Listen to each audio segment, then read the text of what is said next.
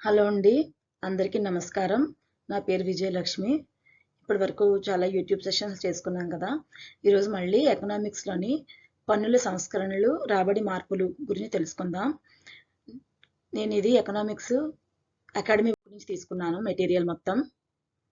ఎందుకంటే మనం ఎగ్జామ్‌కి వెళ్ళినప్పుడు దాంట్లో తప్పులున్నా ఏమున్నా సరే ప్రామాణిక మార్గం అకాడమీ బుక్ నుంచే తీసుకుంటారు కాబట్టి నేను కూడా అకాడమీ బుక్ నుంచి తీసుకున్నాను. ముఖ్యంగా భారత ప్రభుత్వానికి విత్తములు సమకూర్చే ప్రధాన మార్గం ఏంటంటే పన్నులండి. రాబడి పన్నులు. ఈ రాబడి పన్నులు వసూలు చేసుకునే అధికారం ముఖ్యంగా వేటికున్నాయంటే కేంద్ర ప్రభుత్వానికి ఉన్నాయి, రాష్ట్ర ప్రభుత్వానికి, స్థానిక ప్రభుత్వానికి ఉన్నాయి. నెక్స్ట్ ఏంటంటే రాజ్యాంగంలో పన్ను విధించడానికి అధికారాలు ఉన్నాయండి. అవి ఏంటంటే 268వ అధికరణ, 300 అధికరణ. ఈ రెండు పన్నుకి సంబంధించిన అధికరణలు, పన్ను విధించడానికి సంబంధించిన అధికరణలు చెప్పుకోవచ్చు. నెక్స్ట్ 1935 భారత ప్రభుత్వ చట్టం ఏంటంటే పాలనా విధులను 3 జాబితాలుగా విభజించింది. అవేంటంటే కేంద్ర జాబితా, రాష్ట్ర జాబితా, ఉమ్మడి జాబితా. కేంద్ర ప్రభుత్వం ఏంటంటే ప్రధానంగా 12 రకాల పన్నులు విధిస్తుంది, వసూలు చేస్తుంది. రాష్ట్ర ప్రభుత్వం ఏంటంటే ప్రధానంగా 18 రకాల పన్నులు విధించి వసూలు చేస్తుంది. ఈ పన్నులు ఏంటంటే ప్రధానంగా 3 రకాలుగా వసూలు చేస్తారు. ఏంటంటే కేంద్ర ప్రభుత్వం ఎన్ని రకాలంటే 12 రకాల పన్నులు విధించి వసూలు చేస్తుంది. రాష్ట్ర ప్రభుత్వం 18 రకాల పన్నులు విధించి వసూలు చేస్తుంది. ఇవి ముఖ్యంగా 3 రకాలండి. అవి ఏంటంటే కేంద్ర ప్రభుత్వం విధించి వసూలు చేసి రాబడి పూర్తిగా కేంద్ర ప్రభుత్వమే వినియోగించుకుంటుంది. కేంద్ర ప్రభుత్వమే విధిస్తుంది, కేంద్ర ప్రభుత్వమే వసూలు చేసుకుంటుంది, ఆ రాబడి కూడా పూర్తిగా కేంద్రమే వినియోగించుకుంటుంది. నెక్స్ట్ ఏంటంటే రాష్ట్ర ప్రభుత్వం విధిస్తుంది, వసూలు చేసుకుంటుంది, రాబడి మొత్తం రాష్ట్ర ప్రభుత్వమే వినియోగించుకుంటుంది. ఫస్ట్ ఇదేమో కేంద్రం విధిస్తుంది, కేంద్రం వసూలు చేసుకుంటుంది, కేంద్రమే వినియోగించుకుంటుంది. రెండో రకం ఏంటంటే రాష్ట్ర ప్రభుత్వం విధించుకుంటుంది, వసూలు చేసుకుంటుంది, రాబడి మొత్తం పూర్తిగా రాష్ట్ర ప్రభుత్వమే వినియోగించుకుంటుంది.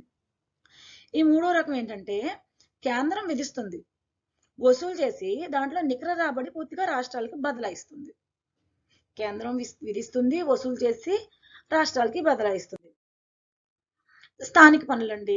ఈ స్థానిక పన్నుల గురించి ఈ రాజ్యాంగం ప్రకారం స్థానిక సంస్థలకు ఏ పన్నులు కేటాయించలేదని చెప్పుకోవచ్చు.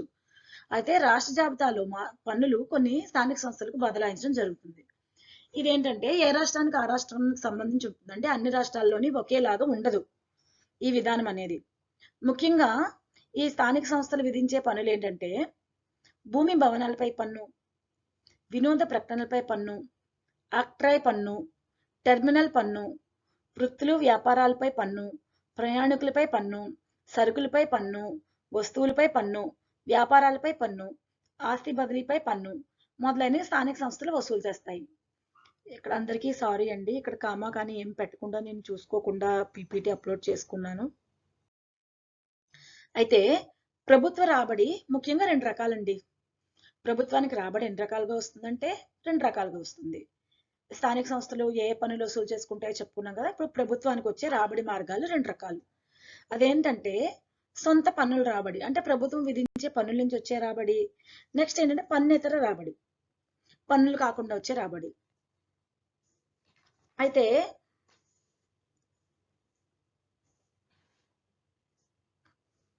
ఈ చెప్పుకున్నాం కదా. తర్వాత ఏమొచ్చి ఈ పన్నుల వర్గీకరణ ఏంటంటే ప్రత్యక్ష పన్నులు, పరోక్ష పన్నులు. ముఖ్యంగా ఏంటంటే ఈ పన్నుల వర్గీకరణ ఏంటంటే ముఖ్యంగా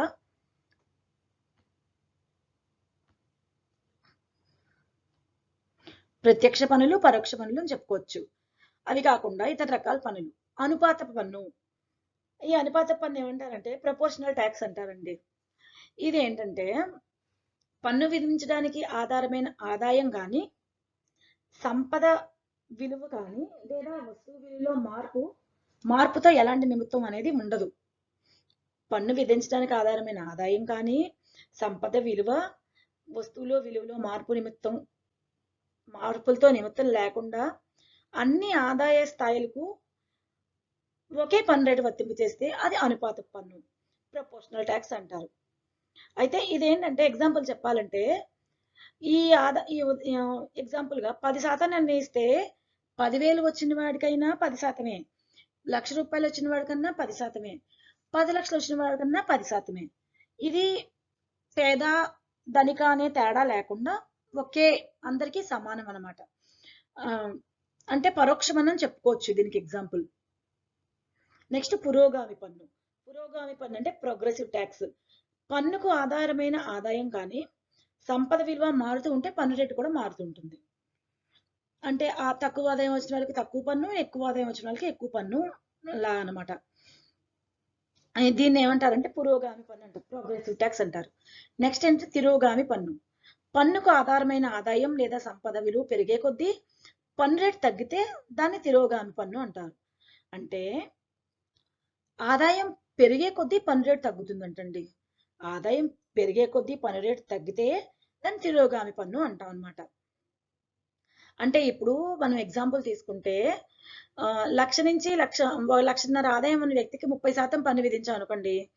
1,50,000 నుంచి 2,50,000 ఆదాయం ఉన్న వ్యక్తికి ఎంత విధిస్తామంటే 20%. అంతకు పైన ఉన్న వ్యక్తికి 10%. ఈ రకంగా విధించే పన్నుని ఏమంటారంటే తిరోగామి పన్ను అంటారనమాట. Next degressive tax. అంటే పురోగామి పద్ధతిలో ఆదాయం పెరిగే కొద్దీ పన్ను రేటు పెరుగుతూ ఉన్నప్పటికీ పురోగామిత్వం క్షీణిస్తూ ఉంటే, అంటే ఆదాయం పెరిగినంత వేగంగా ఈ త్యాగం అనేది పెరగకపోతే అది డిగ్రెసివ్ పన్ను అవుతుంది. ఆదాయం పెరిగినంత వేగంగా ఈ పన్ను పెరగకపోతే దాన్ని డిగ్రెసివ్ పన్ను అంటారనమాట. నెక్స్ట్ ఏంటంటే వస్తువులపై పన్ను ఏంటంటే వస్తువులపై పన్ను వస్తువు పరిమాణం బట్టి కానీ బరువు బట్టి కానీ కూడా విధించవచ్చండి. నెక్స్ట్ అయితే అవి ఏంటంటే మూల్యానుగత పన్ను, నిర్దిష్టమైన పన్ను. మూల్యానుగత పన్ను ఏంటారంటే అడ్వలోరం ట్యాక్స్. ఇది వస్తువు విలువను బట్టి విధించే పన్ను అనమాట. విలువ పెరిగితే పన్ను కూడా పెరుగుతుంది. నెక్స్ట్ అంటే నిర్దిష్టమైన పన్ను. వస్తువు బరువు బట్టి కానీ పరిమాణాన్ని బట్టి కానీ పన్ను విధిస్తారనమాట. దీన్నే స్పెసిఫిక్ ట్యాక్స్ అంటారనమాట. నెక్స్ట్ ఏంటంటే కేంద్ర ప్రభుత్వం సొంత పన్నుల రాబడి ఎలా ఉంటుందని చూసుకుందాం. ఆదాయ వ్యయాలపై పన్నులు ఏ రకంగా విధిస్తుందని చూసుకుందాం. దాంట్లో ముఖ్యంగా ఏంటంటే వ్యక్తిగత ఆదాయ పన్ను. వ్యక్తిగత ఆదాయ పన్ను ఎలా అంటే 2.5 లక్షల వరకు కానీ ఆదాయం ఉంటే పన్ను లేదు. Exemption, tax exemption. Up to 2.5 lakhs income ఉంటే ట్యాక్స్ ఎగ్జంప్షన్ అని చెప్పుకోవచ్చు. నెక్స్ట్ 2.5 lakhs నుంచి 5 lakhs వరకు ఉంటే 5% ట్యాక్స్ పడుతుంది. నెక్స్ట్ 5 లక్షల నుంచి 7.5 లక్షల వరకు ఆదాయం ఉంటే 10% పన్ను పడుతుంది. నెక్స్ట్ ఏంటంటే 10 లక్షల నుంచి 7.5 లక్షల నుంచి 10 లక్షల వరకు ఆదాయం ఉంటే 15% పన్ను పడుతుంది. నెక్స్ట్ 10 లక్షల నుంచి 12.5 లక్షల వరకు ఆదాయం ఉంటే 20% పన్ను పడుతుంది. 10 లక్షల పైన ఆదాయం ఉంటే 30% పన్ను పడుతుంది. ఇంకా 10 లక్షల పైన ఎంత ఉన్నా సరే ఆదాయం 30% పన్ను కంపల్సరీగా పే చేయాలి. నెక్స్ట్ ఏంటంటే కార్పొరేషన్ ట్యాక్స్. ఈ కార్పొరేషన్ ట్యాక్స్ అంటే జాయింట్ స్టాక్ కంపెనీలు కానీ మొదలైన వ్యాపారాలు ఉంటాయి కదా, సంస్థ ఆదాయం మీద విధించే పన్నును కార్పొరేషన్ ట్యాక్స్ అంటారనమాట. ఇదేంటంటే 1965, 66 నుంచి కంపెనీలు చెల్లించే ఆదాయం పన్ను, సూపర్ ట్యాక్స్ కలిపి కంపెనీ ఆదాయం పన్ను లేదా కార్పొరేషన్ పన్ను అనే పేరు విధించబడుతుందండి. నెక్స్ట్ వడ్డీపై పన్ను. వడ్డీపై పన్ను అంటే భారతదేశంలో వాణిజ్య బ్యాంకులు ఉంటాయి కదా, అవి మంజూరు చేసే రుణాలు ఉంటాయి కదా, వాటి మీద వడ్డీ కడతాం కదా మనం. ఇప్పుడు వాణిజ్య బ్యాంకులు దగ్గర అప్పులు తీసుకునేది మనమే కదా, మనం వడ్డీ కడతాం కదా, ఆ వడ్డీ మీద కూడా ట్యాక్స్ అనమాట. అది వడ్డీపై పన్ను. అంటే ఇదేంటంటే భారతదేశంలో వాణిజ్య బ్యాంకులు మంజూరు చేసే రుణాల మీద అవి సంపాదించే స్థూల వడ్డీ మొత్తం మీద పన్ను విధించడాన్ని ఇది ఎప్పటి నుంచి తీసుకుంటున్నారంటే 1974 వడ్డీ పన్ను చట్టం అనుమతించబడిందట ఇది తీసుకోవడానికి. 1985 ఈ పన్ను నిలిపివేసినప్పటికీ తర్వాత మళ్ళీ ప్రవేశపెట్టారు. ఇది వడ్డీపై పన్ను. నెక్స్ట్ ఏంటంటే వ్యయ పన్ను. వ్యయ పన్ను ఎక్స్పెండిచర్ ట్యాక్స్. ప్రొఫెసర్ కార్లాట్ సిఫార్సుల మేరకు ఏంటంటే 1957లో భారతదేశం వ్యయ పన్నును ప్రవేశపెట్టింది. ఈ ఎక్స్పెండిచర్ ట్యాక్స్ అని ప్రవేశపెట్టింది. 1962లో ఈ పన్ను రద్దు చేసి తిరిగి మళ్ళీ 1987లో వ్యయ పన్ను చట్టం కింద మళ్ళీ తీసుకొచ్చారు ఈ పన్నుని. ఇదేంటంటే హోటల్లో అకామిడేషన్, ఎయిర్ కండిషన్ సౌకర్యాలు ఉంటాయి కదా, వాటి మీద వర్తింపు చేస్తున్నారు ఈ పన్ను. ఈ వ్యయ పన్ను ప్రస్తుతానికి ఎంత పర్సెంట్ అంటే 15% అని చెప్పుకోవచ్చు మనం. నెక్స్ట్ ఆస్తులపై కేంద్రం విధించే పన్నులు. సంపద పన్ను అండి. సంపద పన్ను వెల్త్ ట్యాక్స్. నికోలస్ కాల్డర్ సిఫార్సు మేరకు ఏంటంటే కేంద్ర ప్రభుత్వం 1957లో సంపద పన్ను ప్రవేశపెట్టింది. సంపద పన్ను చట్టం ప్రకారం వ్యవసాయ భూములు, వాటిలో పండే పంటలు, చెట్లు మొదలైనవి ఆస్తి కింద పరిగణించడానికి లేదు. అంటే వ్యవసాయానికి సంబంధించినవి ఆస్తి కింద పరిగణించడానికి లేదనమాట. అయితే వ్యవసాయదారుడు కలిగి ఉన్న భవనం ఉంది కదా, ఆ భవనం లేదా భవనాల నుంచి వచ్చే ఆ బాటకం, వ్యవసాయ భూముల నుంచి వచ్చే బాటకం పన్ను చెల్లింపుదారునికి అన్ని రకాల ఆస్తుల మీద లెక్కించి అతను చెల్లించాలి. అంటే పండించే పంట మీద, చెట్ల మీద పన్ను ఉండదు, కానీ భవనాల మీద వాటి మీద మాత్రం పన్ను ఉంటుంది అనమాట. ఇదేంటంటే దీని మీద పన్ను విధించడం జరుగుతుంది కదా. ఇది ప్రత్యక్ష పన్ను, పురోగామి పన్ను. ఇదేంటంటే ప్రత్యక్ష పన్ను. దీన్నే పురోగామి పన్ను కూడా అంటారు. 2016 ఏప్రిల్ నుండి దీన్ని నిలిపివేశారండి. ఈ సంపద పన్నుని 2016 ఏప్రిల్ నుండి నిలిపివేశారు. నెక్స్ట్ ఏంటంటే చెల్లయ్య కమిటీ సిఫార్సుల మీద 2,50,000 2.5 లక్షల లోపు ఆదాయం ఉంటే పన్ను నుండి మినహాయింపు కదా. ఈ చెల్లయ్య కమిటీ సిఫార్సులను అనుసరించి ఏం చేశారంటే 1993 ఏప్రిల్ నుంచి 15 లక్షల నికర విలువ ఉన్న సంపదపై మాత్రమే పన్ను విధించబడుతుంది. పన్ను రేటు 1%. దీనివల్ల ప్రభుత్వానికి వచ్చే రాబడి గణనీయమైనది కాదు. అంటే ప్రభుత్వానికి పెద్దగా రాబడి ఉండదు అని చెప్తున్నారు అనమాట. నెక్స్ట్ ఏంటంటే ఎస్టేట్ డ్యూటీ. ఇది భారతదేశంలో ఏంటంటే 1953లో ఈ పన్నును ప్రవేశపెట్టారు. దీన్ని మరణ సుంకం లేదా వారసత్వ సుంకం అని కూడా చెప్పుకుంటారు. ఒక వ్యక్తి చనిపోయినందువల్ల మరొకరికి సంక్రమించే మొత్తం ఆస్తిపై ఈ పన్ను విధించడం జరుగుతుంది. అయితే వ్యవసాయ భూములు ఈ పన్ను పరిధిలోకి రావు. ఇందాక చెప్పుకున్నాం కదా, అలాగే వ్యవసాయ భూములు మాత్రం ఈ పన్ను పరిధిలోకి రావు. అయితే సంక్రమించిన ఆస్తి మొత్తం విలువ నుంచి రుణాలు తీసేసి నికర విలువపై మాత్రమే పన్ను విధిస్తారు. ఈ ఎస్టేట్ డ్యూటీ ఏంటంటే సంక్రమించిన ఆస్తి మీద నికర విలువ మీదే విధిస్తారు. అయితే పన్ను రేటు 4 నుంచి 40% వరకు ఉంటుంది.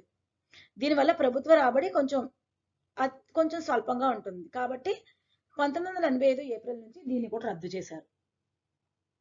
నెక్స్ట్ కానుక పన్ను, గిఫ్ట్ ట్యాక్స్. సంపద పన్ను, మరణ సుంకం, వ్యయ పన్నులు ఎగవేయకుండా వాటికి అనుబంధ పన్నుగా 1958 ఏప్రిల్ నుంచి గిఫ్ట్ ట్యాక్స్ ని విధించారు. అయితే గత సంవత్సరంలో ఇచ్చిన కానుకలపై ఏంటంటే ప్రస్తుత సంవత్సరం విధిస్తారు. లాస్ట్ ఇయర్ ఇచ్చిన కానుకల మీద ఈ ఇయర్ విధిస్తారు అనమాట పన్ను. ఇది కానుకల పన్ను అని చెప్పుకోవచ్చు మనం. అయితే ఈ మార్పులు ఏంటంటే దీనివల్ల వచ్చే రాబడి అతి స్వల్పం కావడంతో 1998-99లో దీన్ని కూడా రద్దు చేస్తారండి. దీని మీద కూడా పెద్దగా ఆదాయం లేదు అని చెప్పి దీన్ని కూడా రద్దు చేస్తారు. అయితే వస్తు సేవలపై పన్ను. వస్తు సేవలపై పన్ను అంటే tax on goods and services. వస్తు సేవలపై పన్ను ద్వారా ఏంటంటే కేంద్ర ప్రభుత్వానికి అధిక రాబడి వస్తుంది. అందువల్ల ఇవి ప్రధానమైన పన్నులు అని చెప్పుకోవచ్చు. ఏమంటే కేంద్ర ఎక్సైజ్ సుంకం. ఉత్పత్తిపై విధించే పన్ను ఎక్సైజ్ సుంకం. అమ్మకంతో ఈ పన్నుకు ఏ సంబంధం ఉండదు. అంటే మద్యపానం అంటే డ్రింకింగ్, మత్తు పదార్థాలు తప్ప అన్ని ఇతర వస్తువులపై కేంద్ర ప్రభుత్వం ఎక్సైజ్ సుంకం విధిస్తుంది.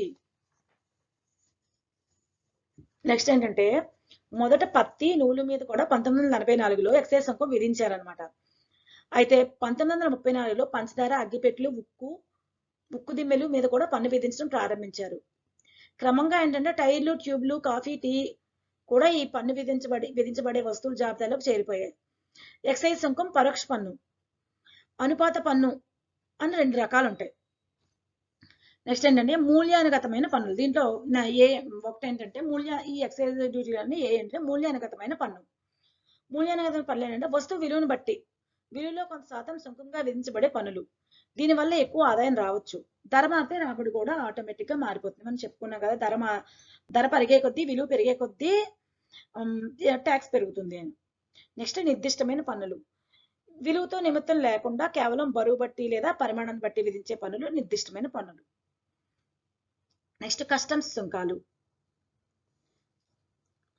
ఎగుమతి దిగుమతుల మీద విధించే పన్నులను కస్టమ్స్ సుంకాలు అంటారు. అయితే ఎగుమతి చేసే వస్తువులపై ఎగుమతి సుంకం, దిగుమతి చేసే వస్తువులపై దిగుమతి సుంకం విధించడం జరుగుతుంది అనమాట. కస్టమ్స్ సుంకాలు విధించడంలో 2 ప్రధాన లక్ష్యాలు ఉన్నాయి. ప్రభుత్వ రాబడిని పెంచుకోవడం, అంతర్జాతీయ వ్యాపారాన్ని క్రమబద్ధీకరించడం. ఈ 2 కస్టమ్ డ్యూటీ విధించడానికి ఒక కారణం అని చెప్పుకోవచ్చు. నెక్స్ట్ సేవల పన్నులు, సర్వీస్ ట్యాక్స్. మొట్టమొదటిసారి ఈ పన్ను ఏంటంటే 1994-95 సంవత్సరంలో విధించారండి. అయితే 1/7/1994 నుంచి టెలిఫోన్, స్టాక్ బ్రోకర్, జనరల్ బీమా సేవల మీద కూడా ఈ సేవా పన్ను విధించారు.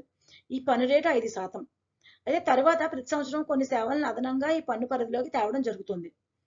అంటే దీన్నే కాకుండా తర్వాత ప్రతి సంవత్సరం కొన్ని అదనంగా ఈ సేవల మీద తీసుకొస్తున్నారు. నెక్స్ట్ ఏంటంటే కేంద్ర ప్రభుత్వానికి పన్నేతర రాబడి. ఎలా అంటే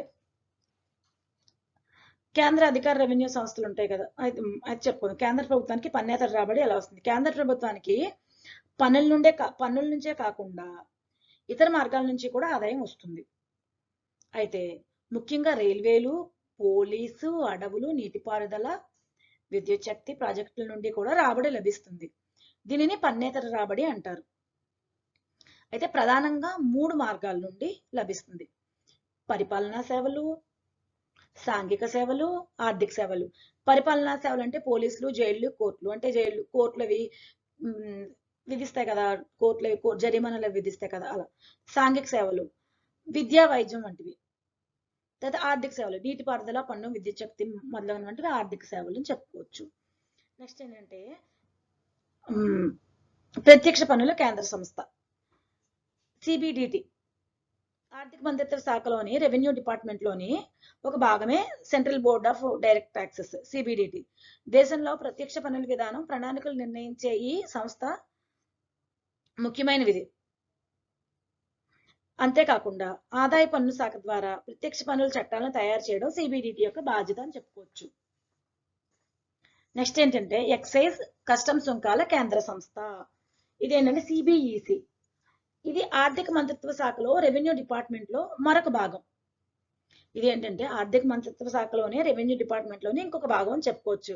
central board of excise and customs, CBEC. Excise సుంకం, సేవల పన్నులను పరిపాలన సంబంధిత నోడల్ ఏజెన్సీగా ఈ సిబిఈసి పనిచేస్తుందండి. నెక్స్ట్ వస్తు సేవల పన్ను అమలు చేయడం వల్ల ఈ సిబిఈసి సంస్థ పేరును central board of indirect taxes and customs, సిబిఐసిగా మార్చేశారు. వస్తువుల పన్ను విధానాల రూపకల్పన, అమలు, వసూలుకు సంబంధించిన అన్ని విషయాల్లో కూడా ప్రభుత్వానికి సిబిఐసి సహకరిస్తుంది అనమాట. ఈ సిబిఐసి ప్రభుత్వానికి సహకరిస్తుంది. నెక్స్ట్ ఏంటంటే భారతదేశంలో పన్నుల సంస్కరణ మీద కొన్ని కమిటీలు వేసుకున్నారు. ఆ కమిటీలు చూసుకుందాం. 1953లో జాన్ మతాయ్ కమిటీ వేశారండి. నెక్స్ట్ ఏంటంటే 1956లో నికోలస్ కోల్టాస్ సంఘం, వ్యయంపై పన్ను.